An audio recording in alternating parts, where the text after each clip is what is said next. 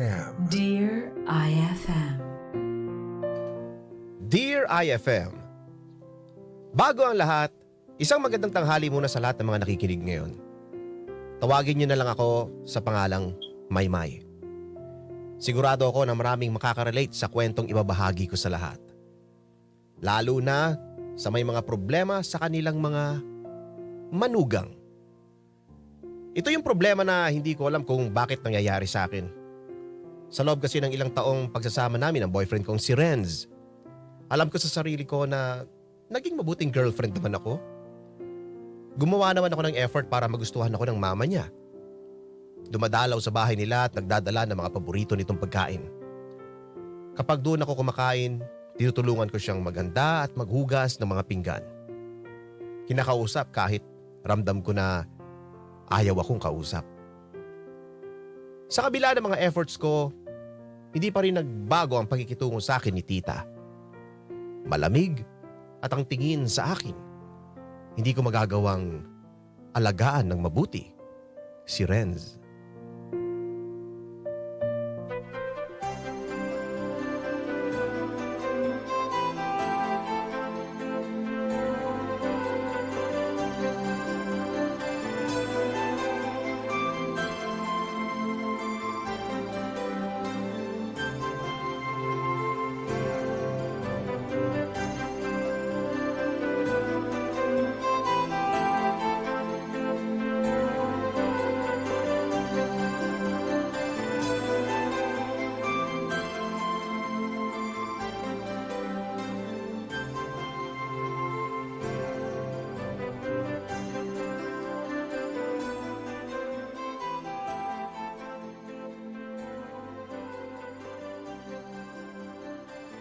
Hi, babe. Tumawag sa akin yung gagawa ng wedding invitation natin. Na-email na raw sa'yo. Nakita mo na ba? Hindi pa eh.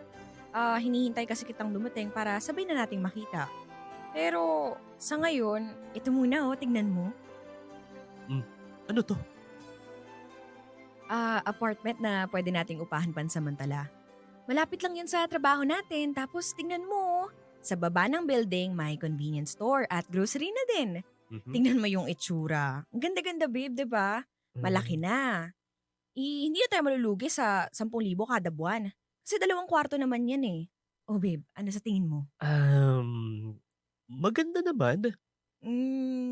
So ganito, parehas naman tayong libre bukas. Pwede nating i-check. Nandyan naman yung number ng unit owner, pero alam mo, babe, para Hmm. sa akin, ang ganda na talaga eh. Para naman pagkatapos ng kasal, may matitira na agad tayo. Kasi babe, Eh, ano yun? Bakit? Ayaw mo ba? Akala ko ba maganda oo, naman? oo, oo. Kaso kasi, Hmm. eh, nakausap ko kasi si mama kagabi. Sinabi niya na habang wala pa raw tayong sapat na ipon para makapagpatayo ng bahay, doon muna raw tayo tumira sa kanya. Ha? Sa kanya? Ano? Ibig mong sabihin, titira ako kasama ng mama mo? Babe, Fine, sorry. Alam ko na mama mo yun, pero babe, alam mo naman 'di ba na kahit nung una pa lang ayaw na sa akin noon. Tapos pagsasamahin mo pa kami sa isang bubong? Gusto mo bang mapayapang buhay tayo o hindi? naisip ko na magandang ideya rin yun para mas magkakilala pa kayong dalawa. Alam mo yun, para mas maging malapit sa isa't isa. Babe naman eh. Alam mo namang imposibleng mangyari yan eh. Babe, kaya naman natin mangupahan. Bakit di na lang yun yung gawin natin? Tama naman kasi si mama. Yung ibabayad natin sa upa, yun na lang yung idagdag natin sa ipon para makapagpatayo talaga tayo ng bahay natin. Sorry pero, para kasing ano eh. Hindi ko kasi talaga kaya makasama yung mama mo sa iisang bahay. Nakakatakot kaya siya. Huwag kang mag-alala, siguradong mabait yun. Siya nga nag-offer na doon muna tayo sa bahay, di ba? Wala na ba talagang choice? Pwede bang maging realistic muna tayo? Marami tayong babayaran sa pagpapakasal natin. Siyempre, kailangan natin bawiin yun. Kung mangungupahan tayo, tatagalan tayo. Pero kung nasa bahay tayo, kuryente at pagkain lang ang iisipin natin. Ano pang magagawa ko eh? Mukhang nagdesisyon ka na eh. Di sige. Doon na muna tayo sa bahay ng mama mo. Pero babe, huwag ka lang mag-e-expect na magkakasundo kami agad nun ha. Pero gusto kong mag-effort ka rin na makilala at makasundo si mama, ha? Babe, mahalaga sa akin na mangyari yun. Oo na. Alam mo naman babe na kung ano yung mahalaga sa'yo, mahalaga rin para sa akin eh. Gagawin ko yung makakaya ko. Pero, good luck sa akin.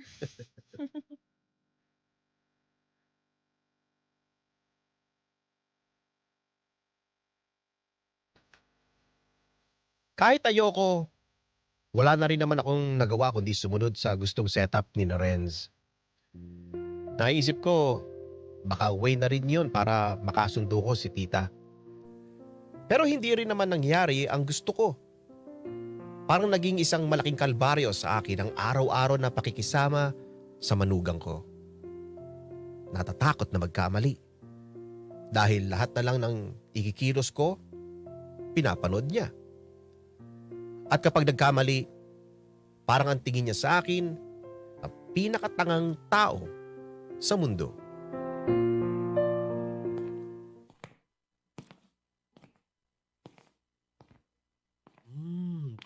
Amoy pa lang mukhang masarap na. Naku, nambobola ka na naman. Halika nga dito, tikman mo muna bago mo sabihing masarap. Tingnan nga. Masarap nga. Hindi nga. Oo babe. nga. Teka. Alam mo, paborito yan ni mama eh. Sinigang na baboy. Di ba nga, sabi mo, mag-effort ako na magustuhan ako ng mama mo. Kaya ito, nag-e-effort ako. Sana lang, huwag niya lalaitin. Ako. Hindi yan. Matutuwa pa nga yun eh. Renz, anak, tulungan mo nga ako rito sa mga pinamili ko. Ay, sige po. Ay, nako. Ang daming tao sa palengke. Napagod ako. Maymay, halika nga, linisan mo nga itong mga isda tapos ipaksiw mo, ha?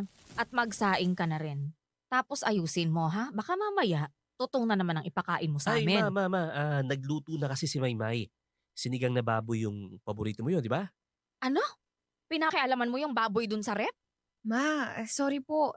Naisip ko po kasi na baka gusto niyong magsabaw ngayon. Pangbukas nga yan eh. Bakit kasi hindi ka nagpapaalam? Kuha ka ng kuha dyan sa rep. Ma, hayaan mo na. Masarap naman yung pagkakaluto niya eh. Tignan niyo po. Ito po. Tignan niyo. Ay nako, hindi naman masarap. Kulang sa asin. Ako na nga dyan. Nagsasayang lang ng oras ng babaeng to. Linisan mo na lang yung isda. Ako na lang po ang gagawa. Kanina pa kilos ng kilos si Maymay eh. Wala pa po siyang pahinga. Ay nako, hindi na rin. Sige na. Hindi ka marunong maglinis ng isda. Hayaan mo nga siyang gumawa niyan. Halika babe, tutulungan na lang kita. Ay teka, sandali. Hindi ba aayusin mo yung computer? Kailangan na daw ni Andrea yon. May project daw siyang gagawin. Ay, oo nga pala. Sige po ma, ayusin ko na ngayon. Sino bang bumili ng mga platong to?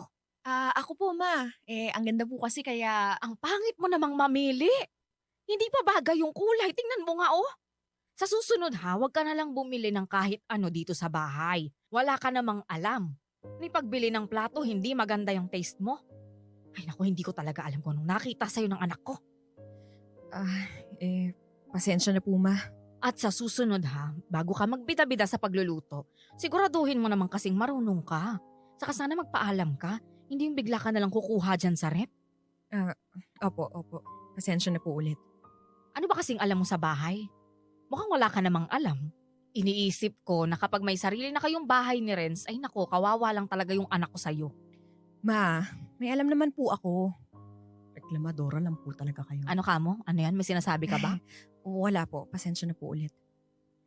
Ay nako. Oo nga pala. Nakapaglaba ka na ba? Baka wala na namang suotin si Renz sa pagpasok sa trabaho niyan. Opo. Kanina pong umaga. Inayos mo ba? Kinusot mo ba ng mabuti? Nawala ba yung mansya? Kasi nung huling naglaba ka, may nakita pa ako mga mansya sa damit niya. Opo. Kinusot ko po ng mabuti, ma. Anong ginamit nung panlaba? Yung Pride detergent po. Kahit man lang sa sabong panlaba maging magaan buhay ko. Ano ka mong sinabi mo? Yung Pride detergent po ang ginamit ko. Kasi sa matinding mansya, all you need is pride. Yun po yung sinabi ko. Okay, sige, mabuti naman. Akala ko maninermo na naman ako.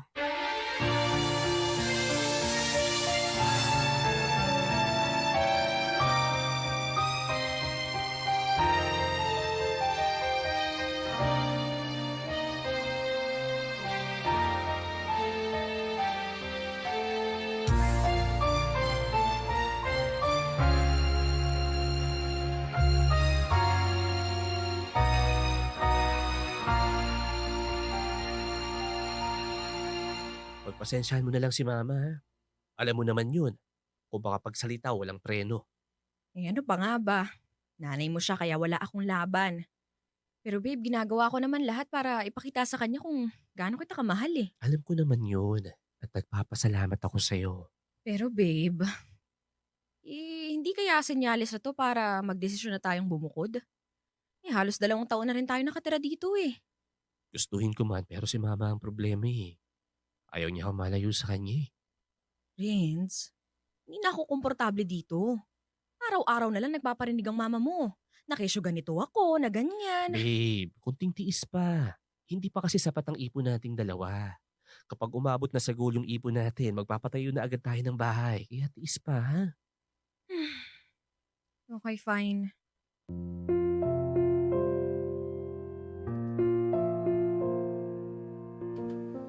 Sa totoo lang, hindi ko na alam kung anong klaseng pagtitiis pa ang dapat kong gawin. Hindi ko alam kung ano pa ba ang mga pwede kong gawin para matanggap na ako ni tita. Halos nagmukha nga akong kasambahay para lang wala siyang masabi. Pero sa araw-araw na lang ng ginawa ng Diyos, wala na siyang ibang ginawa kundi punahin ang bawat kilos. At ang mas malala, kahit maliit na bagay lang naman, ginagawa niyang komplikado.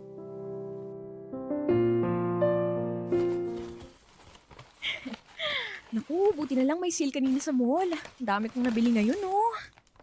Ang bango. Ano bang amoy yun? Ikaw ba yun? Ay, opo ma, binili ko sa mall eh. Nakasil po kasi. Ba't ganyan ang amoy niyan, ang tapang? Ay, nako. At saka ano yan? Ang dami mo naman yatang binili. Marami kang pera? Ah, nakuha ko na po kasi yung back pay ko. Kaya eto, bumili po ako ng mga kailangan ko. Kailangan mo yan? Pabango? Bagong damit? Pampaganda? Kailangan yan? Pera ko naman po ang ginamit dyan. Kaya ayos lang nagastusin ko. Ayos lang na gumastos ka. Ano? Habang yung anak ko, kayod ng kayod para lang magkaroon kayo ng pera. Parang dehado naman yata yung anak ko dyan. Tapos nag-resign ka pa sa trabaho. Aba, magaling. Ma, pinag-usapan po namin to ni Renz. Gusto po kasi namin na magkaroon na ng anak. Kaya kailangan kong umiwas sa stress. Oh, ganun ba? So stress reliever mo ngayon yung paggastos. Siya naman po ang may sabi na okay lang na paminsan-minsan, bilhin ko po yung mga gusto ko. Ah, okay. Hindi kaya may iba ka pang dahilan kung bakit bumibili ka ng mga ganyan? Po? Ano pong ibig niyong sabihin? Aba, wala naman. Naisip ko lang kasi na baka bukod sa anak ko, may iba ka pang dahilan para magpaganda. Ano kaya sa tingin mo? Sinasabi niyo po bang nanlalaki ako? Ikaw ang nagsabi niyan. Pero yun po ang ibig niyong sabihin. Ma! Kahit kailan, hindi ko naisipin na lokohin si Renz. May asawa akong tao. Kaya bakit ako manlalandi ng iba? Pinapaalalahanan lang kita, iha. Nakamasid ako sa lahat ng kilos mo. Mahirap na, baka niloloko mo pala yung anak ko. Nakamasid o hinihintay niyo po akong magkamali? Alam mo naman na hanggang ngayon, hindi pa rin naman kita gusto para kay Renz, di ba? Hindi ko kasi talaga alam kung anong nagustuhan niya sa'yo. Hindi ka naman maganda. Wala ka pang alam sa bahay. Ano bang napapala niya sa'yo? Mukhang wala naman. Kasi ang nakikita ko, palamunin ka ng anak ko. Palamunin ho. Oo. Nasa kalagitnaan kayo ng pag-iipon, di ba? O tapos bigla kang titigil sa pagtatrabaho? Bakit? Dahil ayaw mong ma-stress ka? Gagawa ka talaga ng dahilan para magbuhay, Reyna, ano? Ma, mawalang galang na po. Pero si Renz ang nasabi sa akin na tumigil ako sa pagtatrabaho. Siya ang ayaw na ma-stress ako. Pero ang hindi niya kasi naiintindihan, hindi naman yung trabaho ko yung nakaka-stress sa akin eh. Yung mismong nanay niya. Ano ka mo? Sinabi mo, napakabastos mo ah. Hindi po yun sa pagiging bastos, ma. Nagsasabi lang po ako ng totoo. Sasabihin ko talaga lahat to kay Renz. Sabihin niyo po. Kahit naman anong sabihin niyo, asawa pa rin niya ako. Para siguro hindi na rin dumami ang mga guhit sa noon niyo. Mas maganda kung tanggapin niyo na lang na ako ang pinakasalan ng anak niyo. Asawa niya ako. Sa gusto niyo man o sa hindi.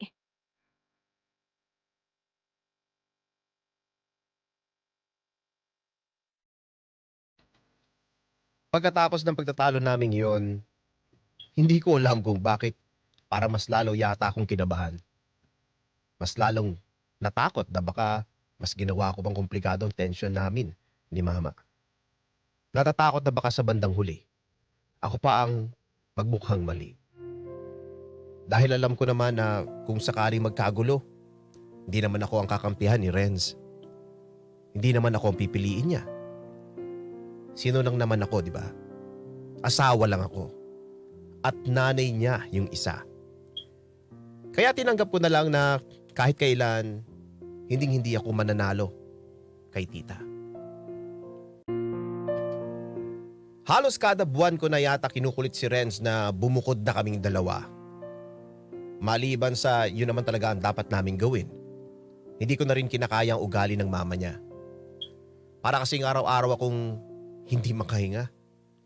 Para niya akong sinasakal sa mga tingin niya. Lahat ng kilos ko, denumero. Kaya dahil sa takot kong magkamali, mas lalo tuloy akong nagkakamali. Hanggang sa wakas, napapayag ko na rin bumukod si Renz.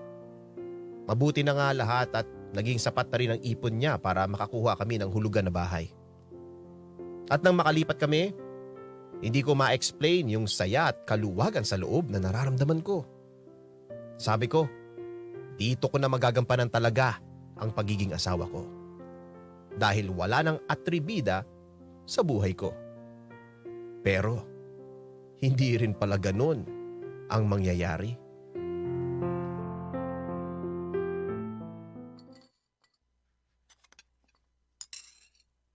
Oh, eto ha, dinamihan ko na ang pagluluto ng paborito mo. Kasi panigurado, ilang buwan mo na itong hindi natitikman. Kaluluto ko lang po sa kanya ng ganyan, ma. Pero siguradong hindi masarap. Ma, Ay naku, ano ka ba anak? Biro lang. Sige na, kumain ka na. sarap ma. Alam mo, nakakamiss talaga yung luto mo. Teka, ngayon ko lang napansin. Bakit parang ang laki ng pinayat mo, anak? Tingnan mo nga yung pisngi mo, oh. Pagod lang po sa trabaho, ma. Stress. Sa trabaho ba talaga yan? Ay, nako, pinapakain ka ba rito? O baka naman puro paglilinis ng bahay lang ang alam ng asawa mo pero sa pagluluto, wala. Ma, palagi po kasing puyat si Renz. O bakit mo hinahayaang magpuyat na magpuyat? Ma, hindi naman na po bata si Renz para parati kong bantayan. Malaki na po yan, ma. Kaya niya na ang sarili niya. Hindi ko na nga po siya pinaglilinis dahil ayokong sabihin niyo na inaalila ko ang anak niyo. Kahit dapat lang na kumikilo siya rito sa bahay. O, so anong pinapalabas mo ngayon? Wala po akong ibig sabihin, ma. Nagpapaliwanag lang po ako para hindi niyo na po masabi na pinapabayaan ko ang anak niyo. Hindi pinapabayaan, ganun nga ang nakikita ko. Ma. Ano na naman? Ako na naman ang pinapatigil mo, yung asawa mo. Pabalang kasi kung sumagot yan, walang galang. Ma, ginagalang ko po kayo. Sinasagot ko lang po yung mga tanong niyo. Ay, alam mo ma, ibang klase talaga tong luto mo. Sarap. O, wag ka na mag-alala, ha? Dadalhan kita ng mga pagkain dito para naman tumabata-taba ka. At saka teka nga, magsi-CR lang ako, ha?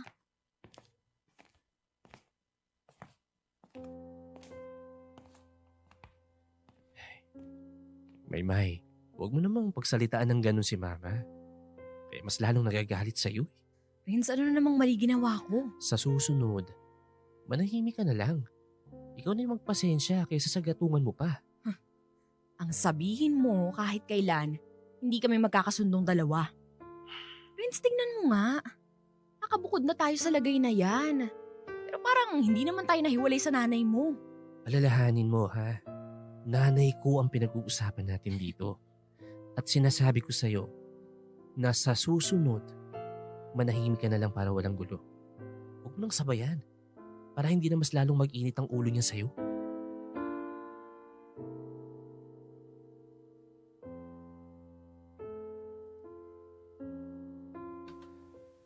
Nasaktan ako sa sinabi ni Renz na kahit ako ang kinakawawa ng nanay niya, hindi pa rin ako ang kinakampihan niya. Pero tulad ng sinabi niya, nanay niya yon. Ibig sabihin, wala akong karapatang pumalag. Kaya lang, darating at darating ka talaga sa puntong sasabog na lang kapag matagal mong kinikimkim ang galit mo.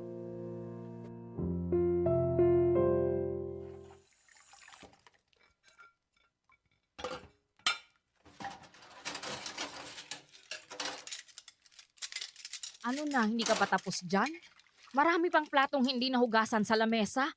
Bilis-bilisan mo naman. Ang bagal-bagal mong kumilos, wala ka nang pakinabang. Tapos ko na pong hugasan lahat ng dapat kong hugasan. Mauuwi na po kami ni Renz. Hindi pwede. Marami pang gagawin dito. Ma, nandyan naman po si Emma eh.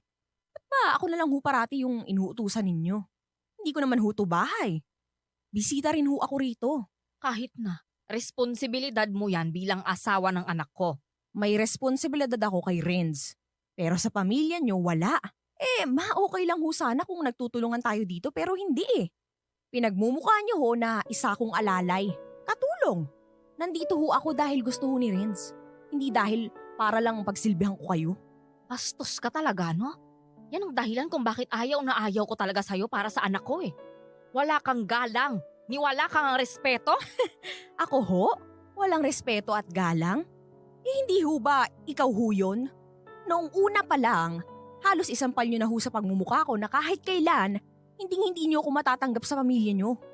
Pero may narinig ba kayo sa akin? Wala naman huma, di ba?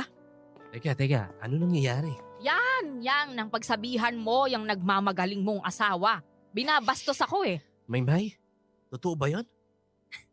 Renz naman, seryoso ka ba? Naniniwala ka na naman sa nanay mo? Ano, nakita mo na anak? Wala talagang modo yung asawa mo. Siyempre po. Ako na naman ang masama dito. Ako na naman ho yung bastos at walang respeto. Sige ho, ako na lang ho lahat, ako na lang. Ako na para wala ng away.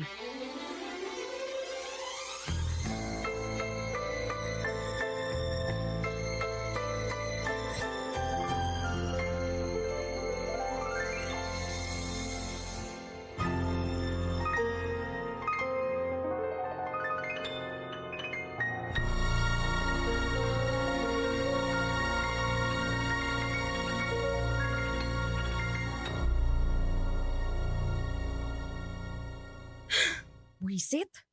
Ba't mo naman ako iniwan dun? Kasi alam kong kakampihan mo na naman ang nanay mo. Ano na naman ba kasi ang nangyari? Di ba sinabi ko naman na sa'yo kapag nagagalit si mama, huwag mo na lang sabayan. Ba't narinig ko kanina sinisigawan mo siya? Dahil sumusobra na siya, Renz. Nakita mo ba yung ginagawa niya sa akin kanina? Kung utusan niya ako para akong katulong. Hindi pa siguro naiintindihan ng mama mo na asawa mo ako. Humihingi lang siya ng tulong. Tulong. Renz, alam mo kung anong mahirap sa'yo? Masyado kang takot. Para kang batang paslit na parating nakahawak sa saya ng nanay mo. Pwede ba? Magkaroon ka naman ng sariling paninindigan. Renz naman, ipagtanggol mo naman ako. Kaya ako nananahimik. Dahil ayaw ko ng gulo.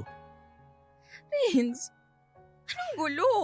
Diyos ko naman, ipagtatanggol mo lang naman ako sa nanay mo. Ni isang beses hindi mo nga yun ginawa eh. Renz, pwede ba iparamdam mo naman sa akin na mahalaga ako sa'yo? Nakakampi kita. Kasi uulitin ko, asawa mo ko, Renz. Asawa mo ko. Ang hirap kasi. Gagawa ko naman yung lahat para matanggap ako ng nanay mo pero wala. Ayaw niya sa akin eh. Ano magagawa ko? Pero alam mo yung pinakamasakit? Nagawa ko to ng mag-isa. Habang ikaw, ayan, biglang nawawalan ng dila kapag nandyan na yung nanay mo. Hindi ka na nagsasalita eh. Tama na. Pasensya na, sorry. Pasensya, sorry. Ano yan na lang yun? Magsasorry ka na lang magsasorry? It's kung talagang mahal mo ko at gusto mong ituloy itong pagsasama natin, matuto ka namang unahin yung pangangailangan at nararamdaman ko. Dahil nung araw na pinakasalan mo ko, dapat pinaintindi dyan sa nanay mo na ako ang priority mo. Hindi siya. Halika na dito, love. Kasi, halika. Tigilan natin to. Tama na nga. Isama kayo ng nanay mo, Renz.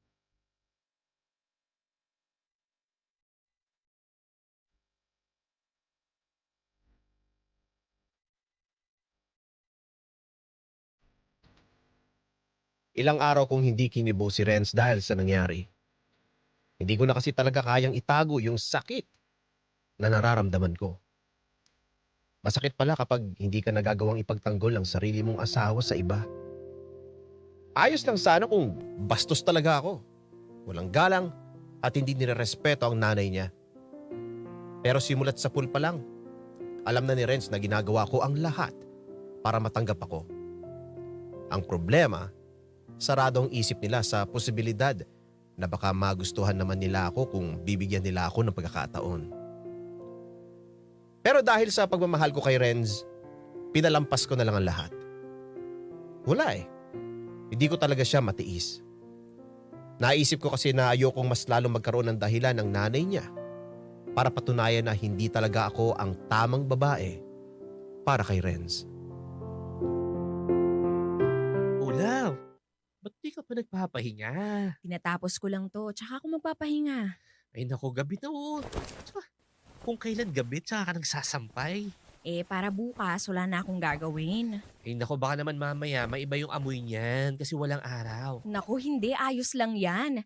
Naka-Charm Fabric Conditioner naman ako eh. Kaya kahit sa gabi sampay, bangong ka-bloom sa Charm Fabcon pa rin yan. Sabagay. Saka, baka mamaya, magulat na naman ako ng nanay mo rito. At makita itong mga labahin. Masisermo na naman ako ng wala sa oras nun. Sige na, magpahinga ka na. Tapos na ako rito. O sige, pagkatapos yan, magpahinga ka na rin ha. Mauna na ako matulog. Mm.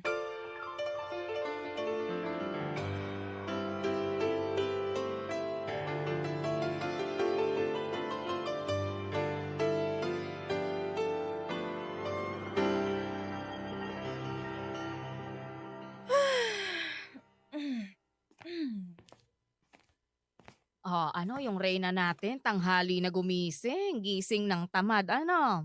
Ma, anong ginagawa niyo rito? Ay, hinatiran ko ng pagkain si Renz kasi panigurado hindi ka pa nagluluto ng ganitong oras.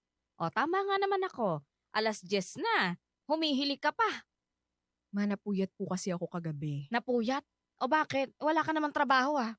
Ano yun, buong gabi ka nag-cellphone lang? Ma, may part-time job po kasi ako ngayon. Virtual assistant, home-based. Night shift po ako. Part-time lang. Sa tingin mo ba sapat na yon para tulungan si Renz sa mga gastusin? Makasarili ka talaga no? Ma, ako po ang nagsabi kay Maymay na part-time lang ang kunin niya para hindi masyadong mapagod. Lalo na ngayon. Sinusubukan na po kasi namin magkaroon ng anak. Arte ng katawan niyan. Kailangan talaga part-time lang. Yun po ang sabi ng OB ko. Talaga? Akala ko kasi tamad ka lang eh. Ma, tama na. Siya anak ko, ito nilutuan na kita ulit. Ma, pasensya na ho kayo pero kaya ko hong lutuan ng asawa ko. Huwag na po kayo siguro magpakapagod sa pagluluto para kay Renz at dalhin pa yan dito. Ayan po nakita nyo naman na may kalan kami. Naku, wag na. Baka kung ano lang ang ipinapakain mo sa anak ko. Marunong po akong magluto. Naku, pwede ba, Maymay? Wag mo nga akong pigilan na maging ina kay Renz dahil wala kang karapatang gawin yun. Kaya gagawin ko kung anong gusto kong gawin. Pasensya na po kayo ma, pero tama naman po si Maymay eh. Hindi nyo na to kailangan gawin. Nagpapakapagod lang po kayo kaya naman namin dito. Hindi naman yung asawa mo ang inaalala ko eh. Ikaw naman anak. Kaya ko na rin po ang sarili ko. Hindi na ako bata. May asawa na ako at yung ginagawa nyo, trabaho po yun ng asawa ko. Nahahawa ka na rito sa babaeng to? Tama na. Yung babaeng sinasabi nyo, asawa ko yan eh. Kaya sana naman marespetuhin nyo. Ay ako, siya ang dapat rumispeto sa akin dahil nanay mo Mama, nga ako. please. Umuwi na po muna kayo. Ay nako, ewan ko sa inyong dalawa, bahala na nga kayo.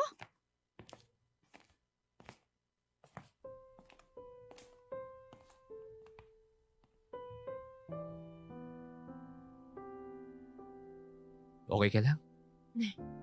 Wow! Tama ba yung nakita ko? Pinagtanggol mo ko sa mama mo? Na-realize ko kasi na tama ka eh. Ikaw yung dapat nakakampihan ko kasi ikaw ang asawa ko. Tsaka wala ka namang maling ginagawa. Nako. Siguradong pag-iinitan na naman ako ng mama mo. Kaya mo siya. Panahon na para matanggap niya na hindi siya yung uunahin ko sa lahat ng bagay. Nawala na ako sa poder niya para kontrolin pa. Love, pasensya na ha. Dahil sa ayoko ng gulo, hindi ko alam nasasaktan na pala kita. Hayaan mo na yun. Pero sasabihin ko lang sa'yo, mukhang hindi na talaga kami magkakasundo ng mama mo eh. Ayos lang. Wala na rin naman ako magawa kundi tanggapin na kahit sino pang iharap kong babae kay mama, wala talaga siyang magugustuhan. Love, huwag ka mag-alala. Kahit naman parang umuusok na ako sa galit dahil sa nanay mo hindi ko siya kayang bastusin o kaya saktan. Alam ko na mahal mo siya. At kung sino ang mahal mo, tatanggapin ko rin.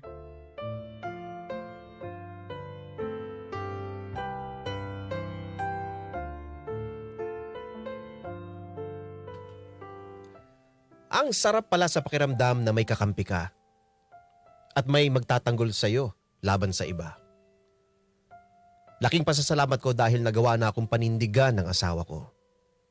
Na sa wakas, hindi na ako nag-iisa. Simula nang komprontahin ni Renz ang nanay niya, medyo bumait sa akin si tita. Hindi na siya naka-smid kapag nakikita niya ako. Pero syempre, ramdam ko pa rin naman na ayaw niya sa akin. At least medyo gumaan ang lahat. Sa ngayon, masasabi kong medyo okay na ang lahat at kontento na ako sa ganun. Hindi man ako buong matatanggap. Ang importante, hindi na ako parang robot na bilang ang mga kilos. Idol, may kwento ka bang nakakakilig? O di kaya naman may kurot sa puso? Pampa-good vibes. O baka naman gusto mo lang makapagbigay ng inspirasyon? Halika! Pwedeng-pwede kang magpadala ng kwento ng buhay mo sa amin.